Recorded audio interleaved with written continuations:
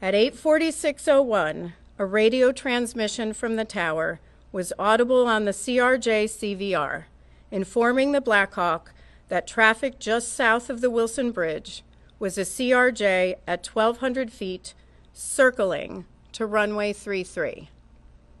CVR data from the Black Hawk indicated that the portion of the transmission stating the CRJ was circling may not have been received by the Black Hawk crew. We hear the word circling in ATC communications, but we do not hear the word circling on the CVR of the Black Hawk. The recorders group is evaluating this right now.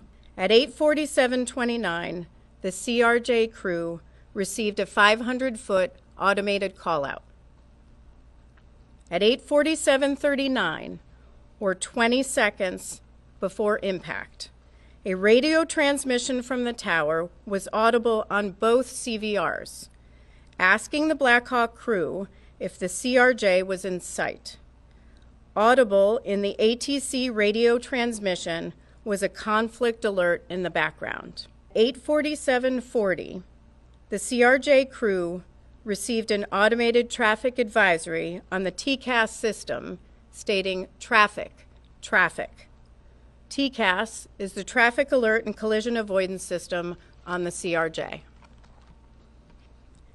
At 8:47:42, or 17 seconds before impact, a radio transmission from the tower was audible on both CVRs, directing the Black Hawk to pass behind the CRJ.